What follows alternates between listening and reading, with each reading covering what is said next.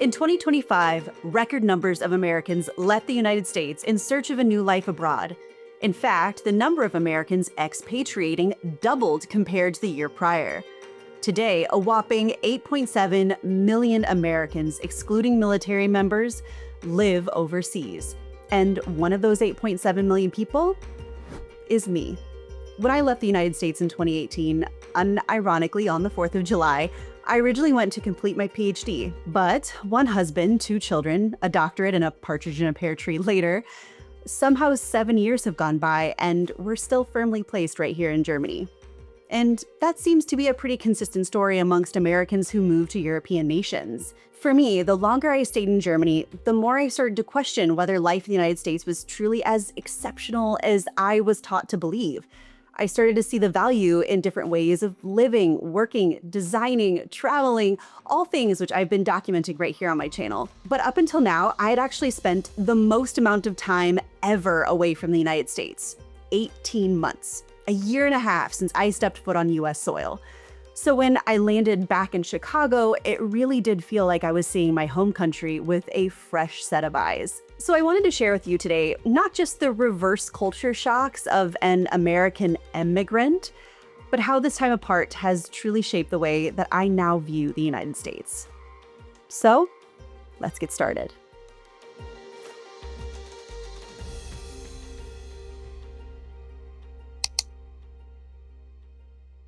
In the past, I've heard people describe the United States as a company, not a country. It's an often misattributed quote that I believe originally came from President Coolidge, who said, "The chief business of the American people is business." And I think that does cut to the heart of the relationship in the United States between people and free enterprise. The United States is, after all, the land of opportunity. We sell to ourselves and the world the idea that this is the place where anyone can build the American dream from nothing. And of course, there is some truth to that statement. Despite all of the challenges that come with a growing wealth inequality, the United States continues to have a culture of innovation, a robust economy, vast consumer market, strong legal frameworks protecting property, and access to capital. But from the moment I landed in the United States, it was almost overwhelming how unrelenting capitalism and consumer culture is there. When I left O'Hare, it was immediate. Huge billboards lighting the streets, both large and small, gigantic illuminated logos everywhere. Almost every blank space was an opportunity for advertising. Benches, trash cans, turnstiles, ads on the napkin dispensers at restaurants and the inside of the menus. Ads playing on the screen while you wait to pump your gas. Another UK creator, who I will link here, once said of the United States that every moment of stillness is a transaction. And oh my God, even places where we expect to have a degree of privacy and peace are, you guessed it, optimized for commercial opportunities. Now, don't get me wrong, Europe is capitalist. Here in Germany, where I live, we do have a consumer culture, of course. Advertising isn't new, and you can find plenty of examples of it here too. And it certainly isn't lost on me that ads are going to play during this very video, whether I, as a creator, monetize it or not. Is simply part of the exchange if you, as the viewer, did not pay me to watch this video and you want to see it for free. But these kinds of intentional exchanges are different from the vast and varied unintentional exposure that Americans have to advertisements, consumer culture, and capitalism that I experienced while I was visiting. And a trip to the grocery store was a prime example. It wasn't enough that I intended to purchase an item and needed to be seduced by flashy product design. That product also needed to be co-branded with another famous television show, children's character, or celebrity endorsement. For children's products, this felt especially bad. And I wish I was kidding here, but the conveyor belt at the checkout counter was itself a circulating advertisement. Now, it likely comes as little surprise, but the US is the world's largest ad market with high spending, more ad-filled entertainment time, and a high volume of ads seen daily. In fact, the US market is more than double the next largest ad market of China. Certainly, a significant portion of this is due to digital media. And Amazon, by the way, is the United States' largest advertiser. But as I drove through the United States, it was truly inescapable.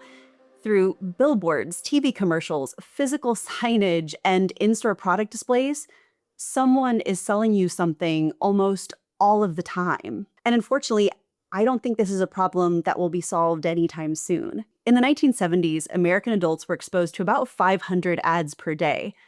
At present, estimates place it somewhere between 6,000 and 10,000 ads per day. And all this advertising really fueled the second observation that I had while visiting the United States, which was that life here just felt loud.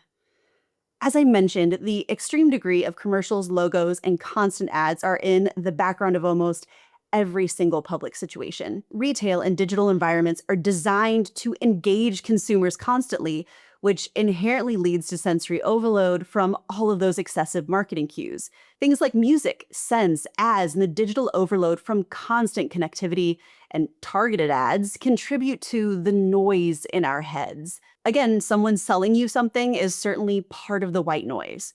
But it's also so much more than ads.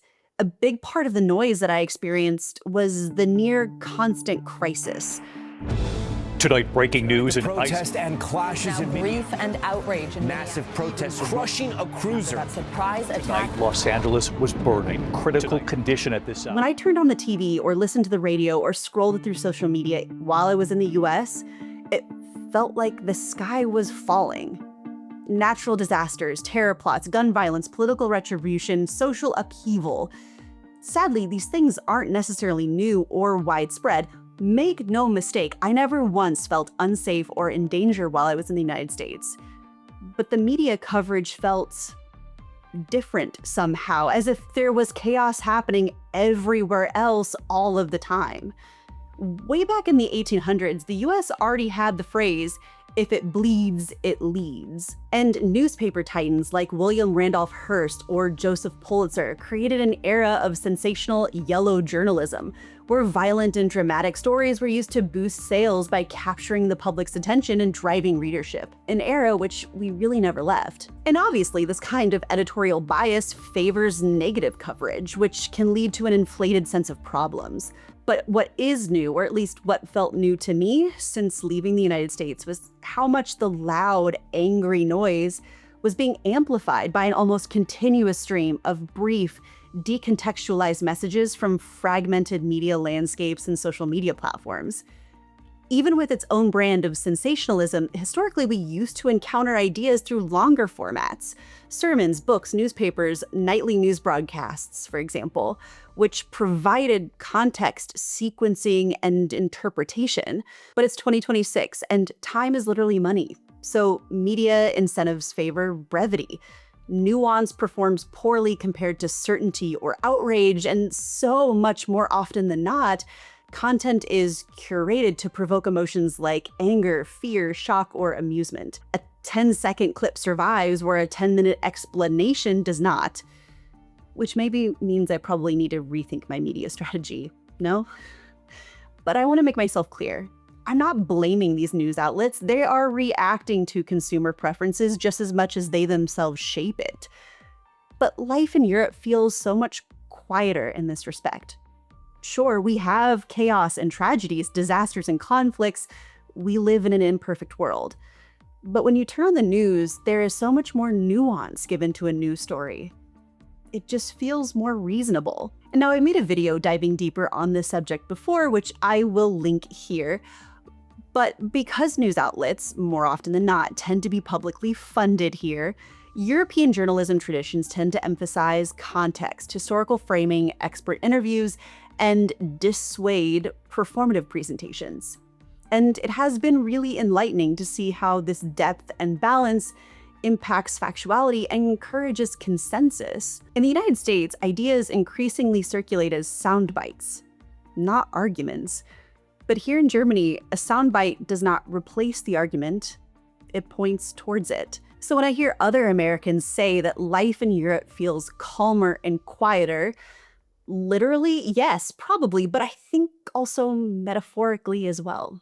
But before I continue on with my next reverse culture shock while I was back in the United States, I want to say a big thank you to Surfshark for sponsoring this video and keeping my online identity safe with the best VPN available. If you don't know what a VPN is, it stands for Virtual Private Network, and it encrypts all of the data sent between your computer and the internet, so no one can steal your personal information. But a VPN can be used for so much more than just security. It can also be used to unlock content that isn't in your area and access websites by changing the virtual location of your computer. If traveling overseas like me, you can use Surfshark's VPN to unblock geographically restricted streaming services so you never miss your favorite show. But Surfshark has also been a very handy tool when I came back from this trip to the United States. Had it not been for my Surfshark VPN, I wouldn't have been able to log on to the Illinois Tollway website to pay our tolls for our rental car while we were driving through Chicago. So if you don't already have a VPN, I highly recommend using Surfshark. We made the switch because it has excellent speed performance and we can use one account for multiple devices. So secure your privacy with Surfshark today. Enter coupon code TYPEASHTON for 4 months extra at surfshark.com/typeashton. Plus, there's a 30-day money-back guarantee, so there's no risk to try it out. To get started, simply click the link down below in the description of this video. Now, shifting quite a bit from more of a philosophical conclusion to a practical one, god damn, the US is fucking expensive. Before I moved overseas, if someone would have asked me where I thought the US stacked up in terms of entertainment expenses like going to the movies or to the zoo, to a museum, or even a national park, I would have said that the United States was middle of the pack. Not the most expensive, but with good quality comes a reasonable expectation to pay accordingly. But boy, was I wrong. For context, in Germany, I live about 50 minutes from the Swiss border, and I can tell you that what I paid for events, restaurants, and entertainment easily rivaled Swiss prices. In fact, it regularly exceeded it. And I'll give you a couple of painful examples. A trip for 4 people, 2 adults and 2 kids, to go to the Kansas City Zoo was $100.27 with tax. For reference, that converts to roughly 80 Swiss francs or 86 euros. A trip to the Chicago Field Museum was about the same price, $106, but that price didn't include all of the exhibitions. Many were extra, as was parking, which was an additional $34. And we opted out of this for this specific trip, but I wanted to include it for reference because a single day of skiing at Snowmass, which requires lift tickets and equipment rental for a family of 4, is over $1,200. Before I made this video, I had never heard of the phrase funflation, but with this trip, my bank account and I became intimately acquainted with it. In the United States, prices on everything from movie theaters, and concerts have skyrocketed. I mean, check out this headline.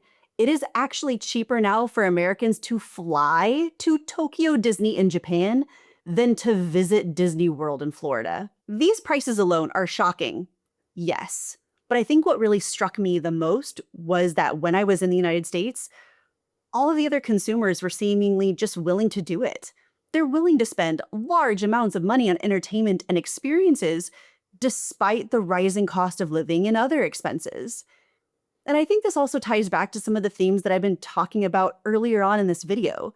Consumer culture is ultimately a transaction which is guaranteed in the United States, regardless of whether or not you can actually afford it. Even while carrying $1.13 trillion in credit card debt, most Americans are still willing to splurge on travel, dining, and entertainment. According to one study, despite rising costs, 38% of adults said they plan to take on more debt to travel, dine out, and see live entertainment in the months ahead. I do imagine that some of this probably reflects the you only live once mentality that intensified during the pandemic. And perhaps some of this is also because many economic indicators, including GDP growth and the unemployment rate, are in favorable shape right now. But I think the biggest reason is that American culture, even American politics, is so tied up in consumerism. There's a deep cultural association between having more and doing well. Larger homes, cars, portions, closets, multiple versions of the same product. Storage units are a mainstream industry in the United States. We have so much stuff that even our McMansions can't hold it. And this isn't always about need. It's often about optionality and security. And so, I guess, in turn, we elect politicians who promise us more disposable income, like tax cuts and stimulus checks, so that we're able to go out and buy more consumer goods. When I was younger and lived in the United States, I was admittedly quite naive to just how normalized consumer debt is there.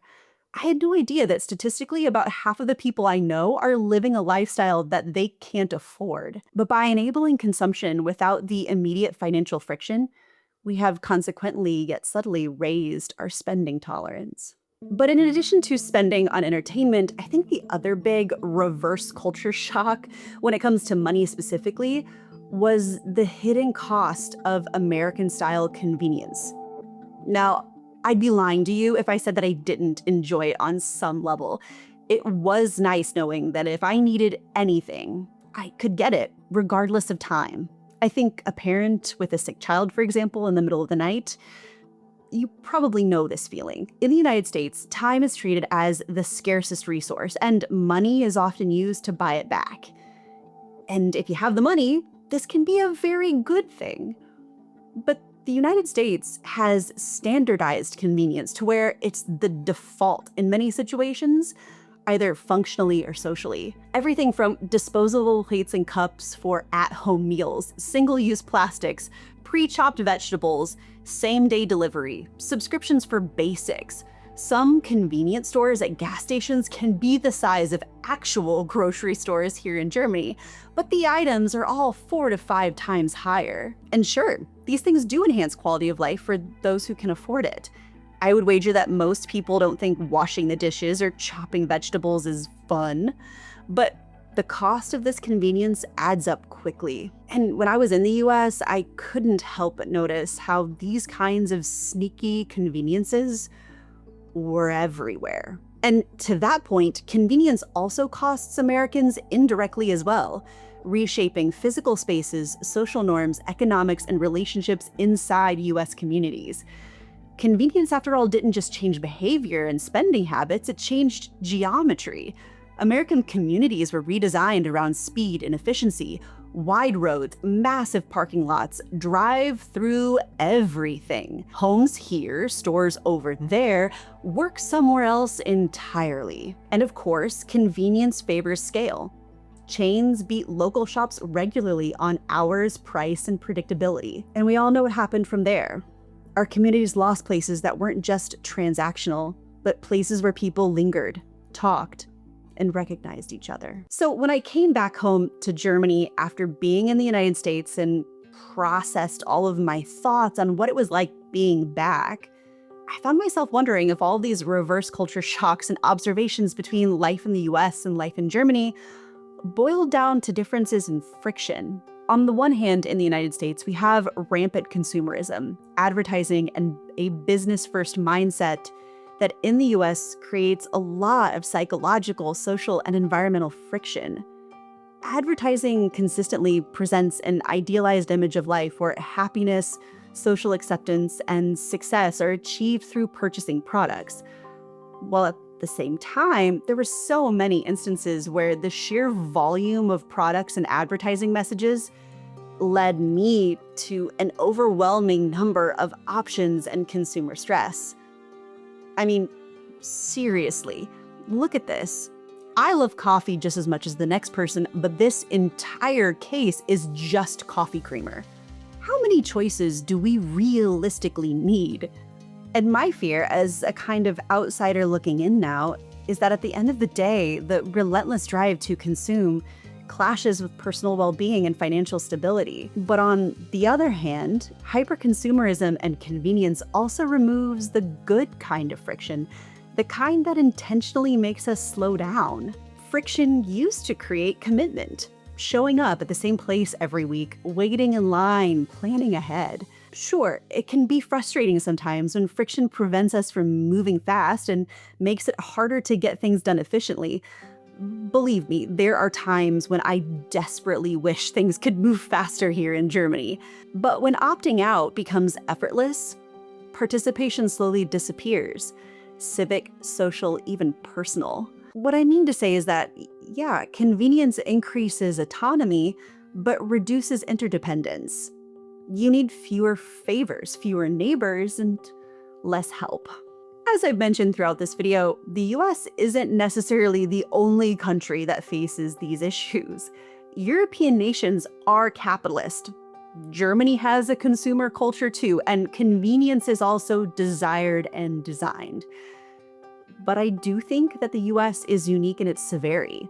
After 7.5 years away, what stands out the most to me is how much more of almost everything there seems to be. More things, more services, more access, more voices, more consumption. And I guess if you're somebody who tends to align with the maximalist philosophy that more is more and less is a bore, then I guess all the things that I've talked about today probably don't bother you. The price is more or less worth it. But this time apart and my time back, albeit brief, has really highlighted for me this price. And the reason why I choose to stay in Germany and why I would wager most expats choose to stay in Europe is because the price is too great for them, and they just simply find better value here.